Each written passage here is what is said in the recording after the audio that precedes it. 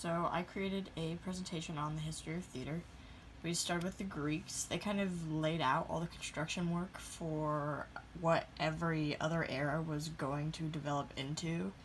They had Aristotle, who set out the 6 elements, and they started to focus on like different types of plays, such as tragedies, comedies, melodramas. The Greeks really saw theater as a social event, and I kind of relate that nowadays back to sports and how we have like Super Bowl parties and like football Sunday parties because that's just a social event to Americans. Next, we had Rome, and the Romans really took after the Greeks. They started to incorporate some sports though, like in the Colosseum, which I actually visited this summer. It was really awesome. It was just a big oval of for like plays or chariot racing, gladiator combats, and other stuff. Then we move into medieval theater. That's when you start to get like this movable theater thought. So like the Colosseum was very permanent. There was no moving and it was so large. But with these theaters, you had trade guilds and pageant wagons, and you were able to just pack up all the stage pieces and move them to wherever they were going to perform. Next, you have the Italian Renaissance. That was kind of the development of the proscenium, which is an ideal frame through which to view the perspective. Maybe some other facts. It was kind of just an advancement in arts, literature, and philosophy. When we moved on to the English Renaissance, you have Shakespeare, which had a huge impact on just theater today and just everything in general. Some significant plays would be Romeo and Juliet, Hamlet, Macbeth. Other facts, theaters became indoors and the opportunity to control audiences increased because of enclosing the space that there were performances in. Next, the English Restoration drama.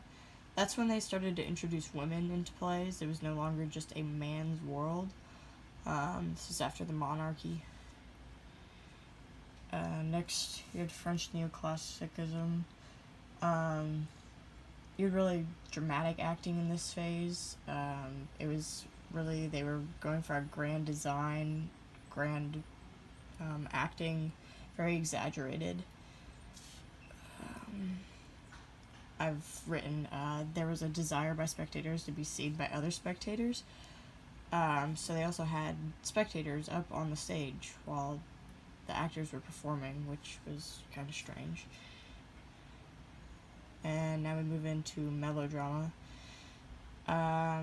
Melodrama is a movement that developed parallel to Romanticism but outlived it to be the most popular form of theater in America and Europe during the 19th century. Plays were extremely exotic, supernatural, and romantic. Realism, that was kind of when you were moving stage to screen, which kind of moves into today. How we've taken our idea of theater is now taken as something more digital, something like movies or short films. It's not really we go and watch these actors perform anymore. And kind of tying in my paper down or into like some of the eras, I really wanted to focus on specifically how the Greeks, like tying it back to like they started everything, how the plays were a social event. When we compare our theaters today, it's you go in and you sit down and you turn your phone off and you're quiet and you aren't really supposed to display your emotions. Well, the Greeks kind of had fun with it, and I think that's an aspect that should be brought back. That's just custom to older theater, but I think it'd play a huge factor in today's society and how we view plays. Personally, I think they're not respected as much as they should be, and that would play a big factor into it.